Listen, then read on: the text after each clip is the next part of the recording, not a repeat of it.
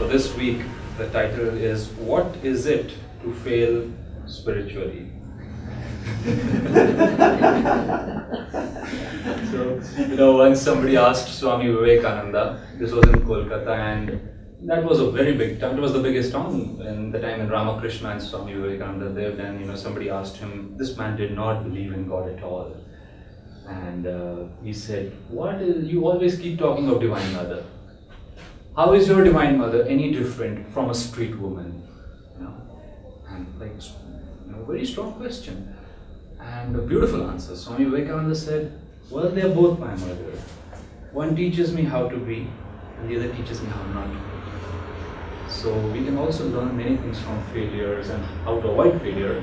And in the hospital circles, we always heard this wonderful, not wonderful stories, but stories, spine-chilling stories, which would tell you how not to be.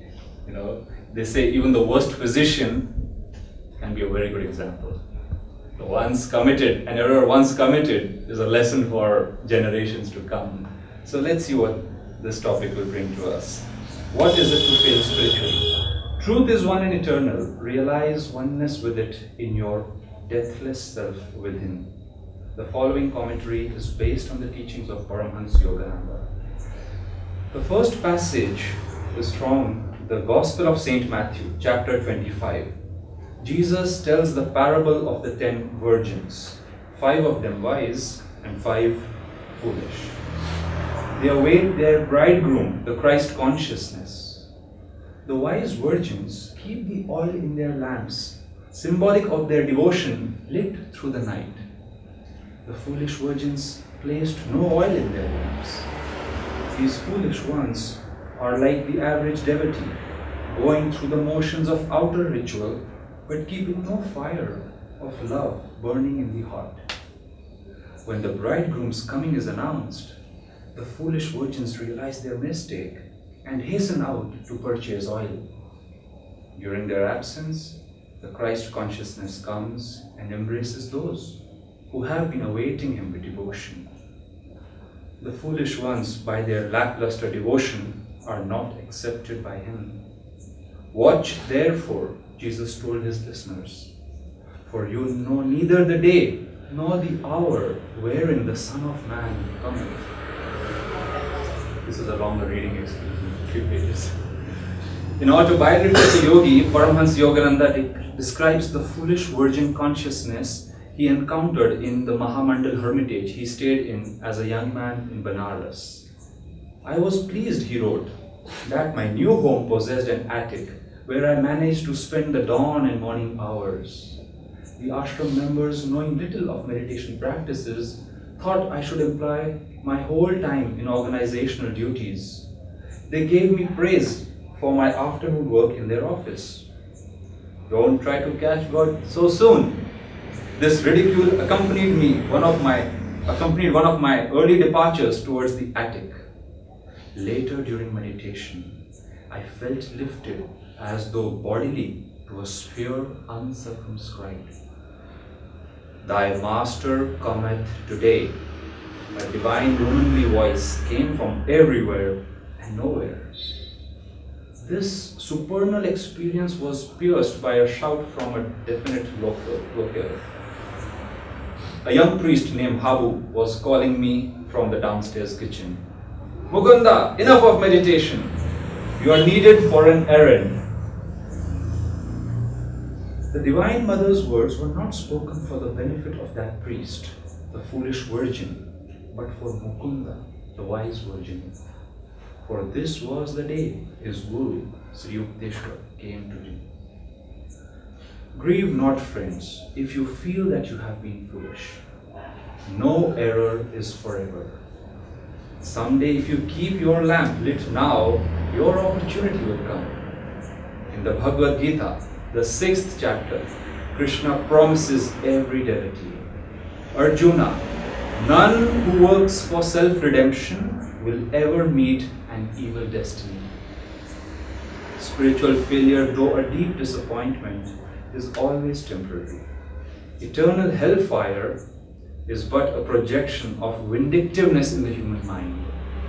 Thus, through Holy Scripture, God has spoken mankind.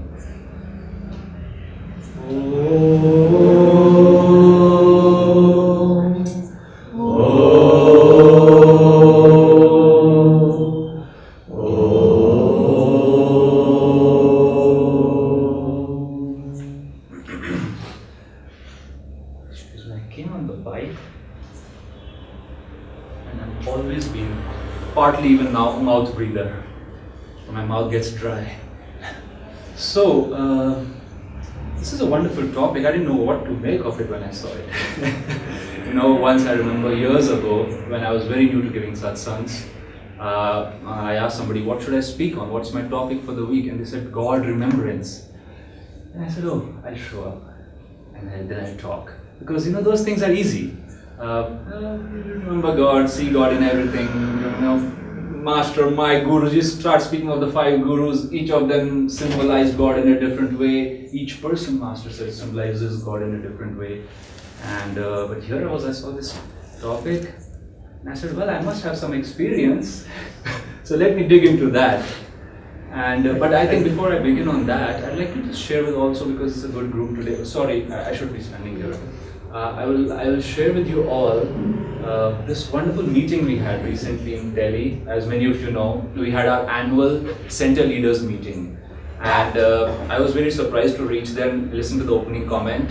And Jayaji, who is our spiritual director of Ananda India, and he says, it's very nice to have you all over here, and it's very good to meet year after year, 4th time this time. I said, oh, 4th time? For me, it was the first time. And then before I could assimilate the meaning of his words, somebody else stood up and said, yes, it's wonderful to see how earlier the center leaders used to meet in Gurgaon, because that was the only center in the country. Then we decided to meet between Delhi and Gurgaon because there were 2 centers. Now there was Pune, Bangalore, Chennai, Kolkata, Mumbai to come, and Noida. So there was a big, twice the size of this place, a living room where we all were meeting. And this beautiful information that they shared, which is very obvious on one level. But for those who have seen that outgrow, it's nice.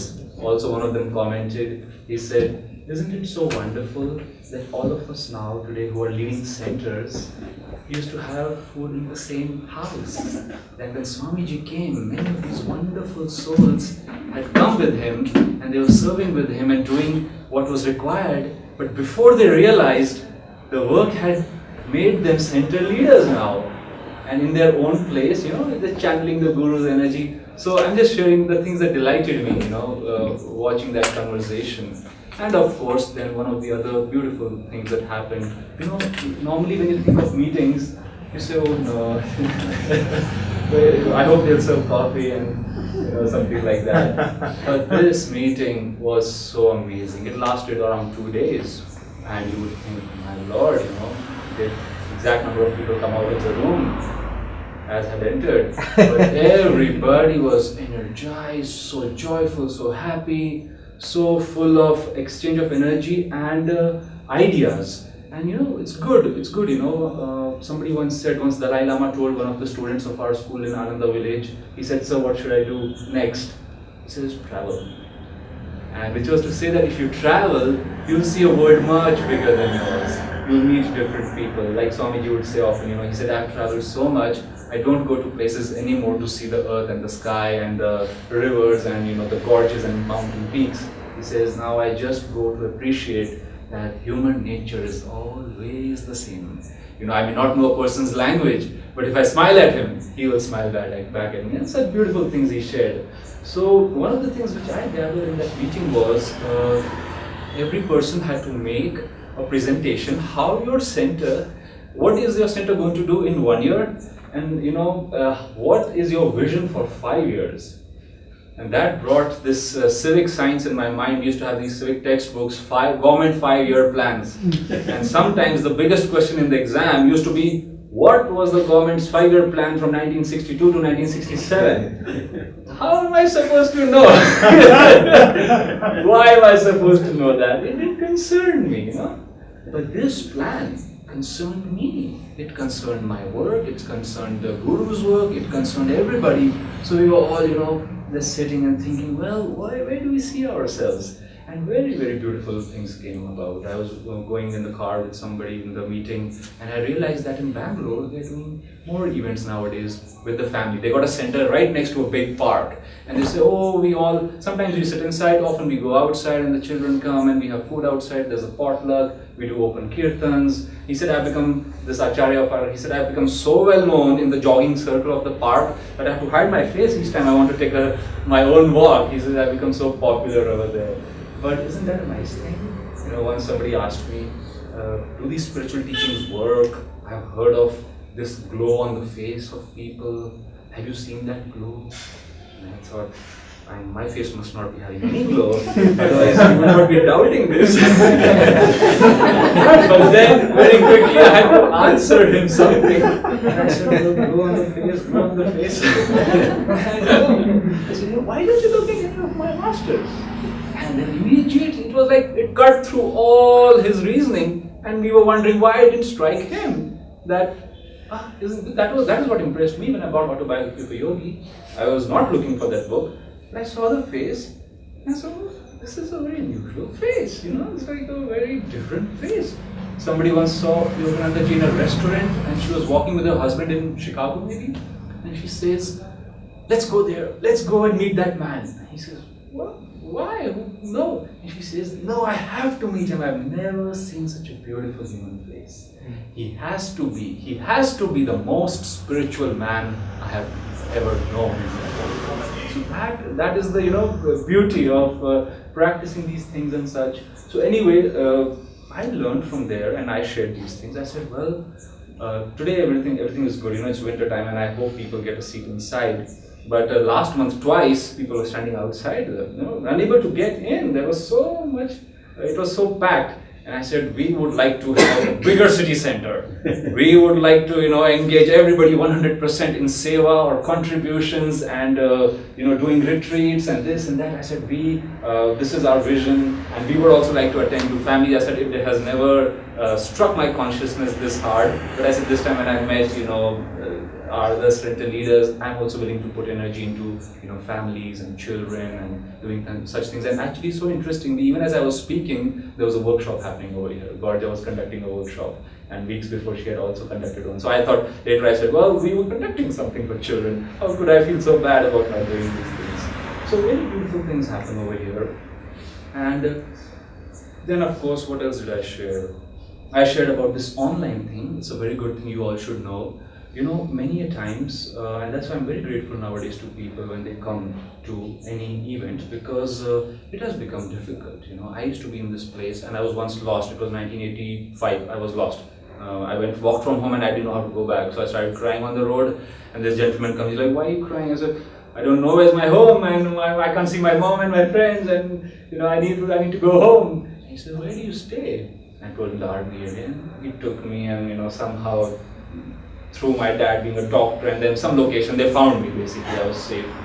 Now I look at the city and I think, if I was 4 years old, 5 years old now and lost my way, it's not the same city anymore. It's not the same traffic. It's not the same consciousness, for good or bad.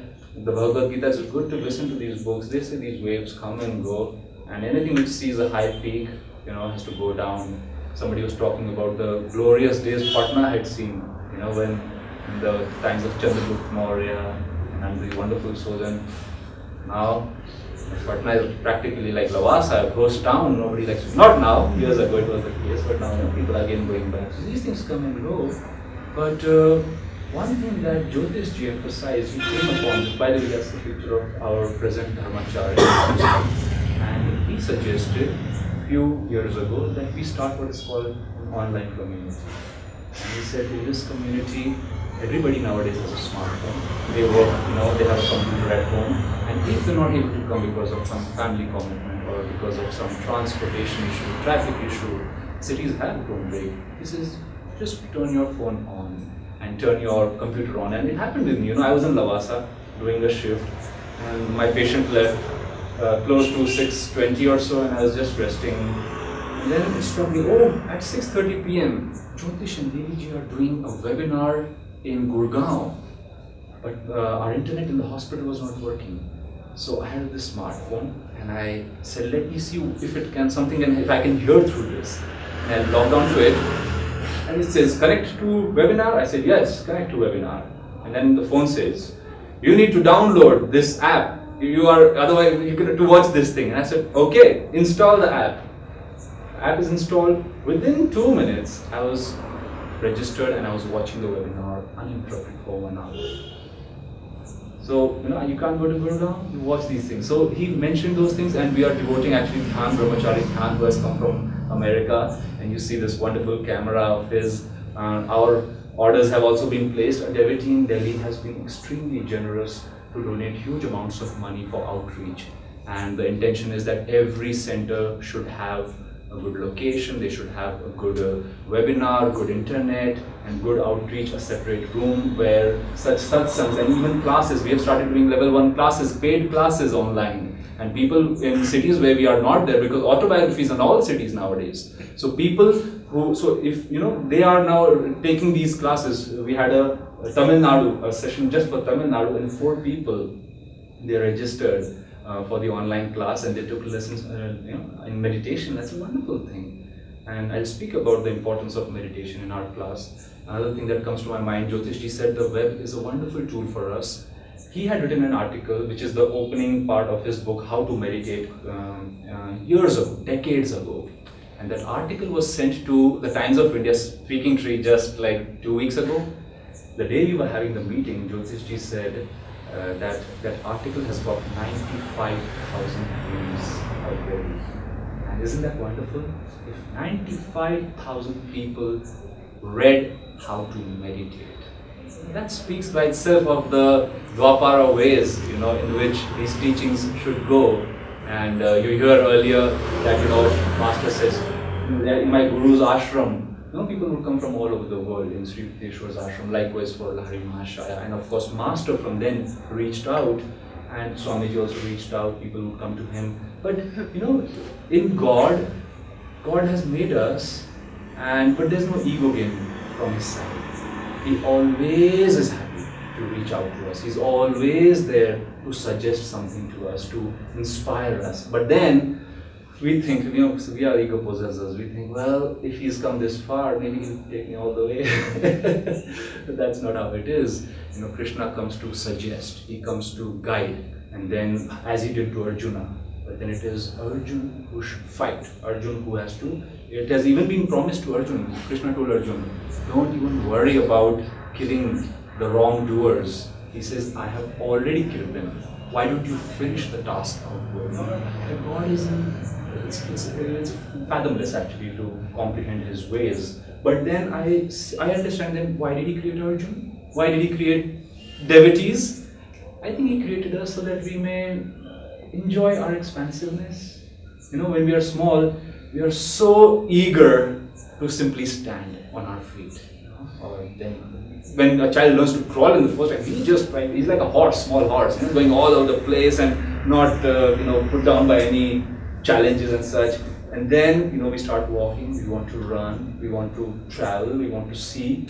But then a devotee comes to understand, this is a person, when he becomes a devotee, he comes to understand that the physical plane itself, in which we are a part of, is terribly limited. Yeah. I was once thinking about non-attachment and I said, how can I best understand this? And I said, well, because Master said non-attachment is a very high virtue. So I said, of course it does not mean not caring, but I said, let's say tomorrow morning I wake up to the news that, you have a throne in Delhi and that's going to be the center of the world, let's say, and you are the king of the world. Let's say, if sometimes things may come that easily. What's the harm in dreaming? So I thought, let me see what attachment can bring and why it might be too bad for me. So I thought, let me get attached to the whole world for a moment. So I said, okay, tomorrow morning I'm going to be the king of the world. Won't that be wonderful? So I said, what will I do the first thing? So I said, I have good breakfast. Those who know me, know me. I said, I have a good breakfast. Then, I don't want to listen to too many complaints. So I'll go about seeing the place. The moment I thought I'll see the place, I said, what how much will you see? I said, I'll see Delhi. And maybe I'll see Agra. Maybe I'll see Assam. Maybe I'll see Japan. You know where it's going? How much can you see? What does seeing bring in any way? Some seeing is good. You see a flower, you feel nice. You feel nice because you're having joy inside. A dead person cannot respond to anything. A feverish person will not respond to his own favorite meal. So when you are happy, everything is good. So when you're not, so in the moment I said, Lord, no, I'm good in Batunde. No Delhi for me. No such things. And I realized that non-attachment is, but again you see, why did God create the world? Why did He create a good breakfast? That's His way, you might say. That's His way to treat everybody uniquely. He gives us free will. Help yourself, do this. And Yogananda would say, well, if you have to live, if you have to create a dream, they say this life is a dream. He says, why live a bad dream? Why? If you do something good, he says, in your consciousness, you are assured that this way or that some good will come to you. He says, why not live in that inside, internal security? And he says, from there, he says, once you've lived a good dream, long enough, he says, then you start realizing, well, it's a dream after all. And then we pine for God, then we fall to God, and then we understand His Leela. So in this beautiful story, it's tragic on one level when somebody fails spiritually. It's not a good thing, I'm sure. Swamiji says it's a deep disappointment. But on the other hand, it's good. Shivaji had a guru, and Shivaji's guru once went into ecstasy and he wrote this very beautiful extract. And that day, it was his prayer to Divine Mother, show me why you have created this world. Show me what this is all about. So he meditated, and in his meditation, he had a vision, and later he wrote it down in the book, Das book. That book, there's this extract. He says, oh mother, why so much suffering? Why this suffering? I see entire cities are drowning in this river. Why? Why, mother? But he says, I was told, you gave me this vision, I'm told that you're good. Let me come to you and ask you, why? And he says, I start swimming in this river. He says, I'm swimming and I'm swimming. He says, now I see fewer people, but still, mother, you're dissolving entire hills. He says, why this fury, mother? Why? And then, he says, well, now I'm going upstream. The river is going uphill. I don't think I'm moving by my own strength. Is it by some means that you're pulling me? And he says, oh, of course you're pulling me. Of course you're pulling me. And then he says, oh, is that you in the form of light? And he says, I've come to see you. I have seen you. I have seen you. And then he says, and then you turn me around. He says, you have dried me, mother. You're so kind. You have dried me. And he says, you turn me around. And then I said, there was no river. Which is to say, he was a yogi. He was speaking of the spine. They say in our spine there are these chakras. God, Paramahansa Yogananda said in autobiography, made man as a special creation. He said there's no link in animals and man world. It will never be found.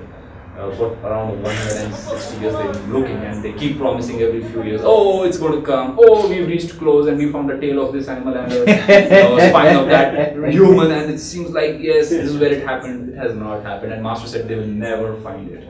He says, with the 6 spinal centers and the 1,000-petal lotus, man was God's special creation, where free will was given. So everything in nature runs, you might say, by God's conscious intent, and everything from there is God's, creation, and then man has his free will to make things this way or that. And so that's what the yogi was saying, that in the beginning, in the lower chakras, when our consciousness is low, we don't enjoy the world so much. People, they are into food and too much of alcohol and power games and alcohol and ego games, and he said, everybody, the whole world is drowned in this, mother. What are you showing me? He was a yogi consciousness. And then he says, I'm moving up the stream. And when he reaches the heart, even before that, in the where the self-control is devoted. He said, oh, I see you're dissolving entire hills of past bad habits in people. That we have strong will, we have strong control, and then we can, demolish those obstacles very easily. And then by the time he reached the heart and the spiritual life, he could see God one-to-one. And he said, this is such a difficult journey. It's always in the heart to have uplifted feelings at all times, to be kind, to be generous, to be loving, cooperative. These are qualities of the upper chakras. He says, it's just so hard. I can't imagine I'm doing this myself. And that's when he said, oh no, you are making me do this. By your divine magnetism, I'm able to be that way. It's nothing that I am doing. And then when he reached here, he turned around and he saw that this was all a dream. And Master would say that, but as long as you're living, he said, you should use your willpower and your courage to live properly. And that's the story, rejoicing on one level and tragic on the other, of those 10 virgins, that Hari Maharashtra said, if you don't invite God in the summer of your life, how do you expect Him to come in the fall? And that when things are going good for us, when we have good friends, when there is health, Swamiji towards the last few years of his life, he would enter a room and he would always say, I always tell people don't get old. But the trouble is no one listens to me. Which is not. Old age in physical form will come to us. But never get old age, old by spirit. And never get formed or fixed in your habits and thinking patterns. Somebody recently was telling me, how I read so much of the Bhagavad Gita, how can I ever do anything that is mentioned over there? It's just too much to do in one lifetime. And I said, first of all, Yogananda said, do only one, if you do even 1% of what I'm telling you, he said, you will find God in this life. Secondly, in the last chapter of the Gita, where Krishna says, the chapter is, thou shalt attain me. Krishna says, oh Arjuna, if you cannot devote your life to me, if you cannot do penance and austerity and yoga practice and techniques of meditation, if you cannot even serve me, and in serving anything else you fail in all aspects, he says, Arjuna, bring me your failures and you shall attain me.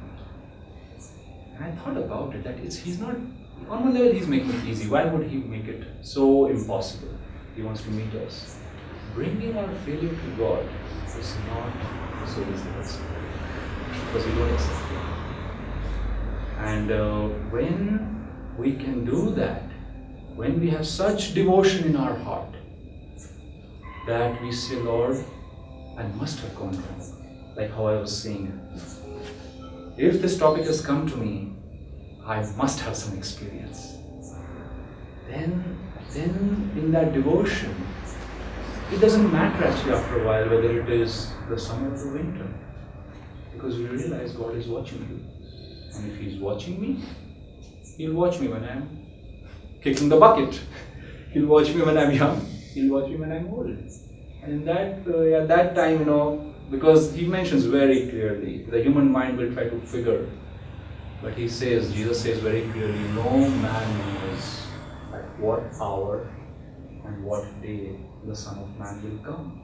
So there's a time that only, and Swami used to say, he says, God knows everything, but that doesn't help us.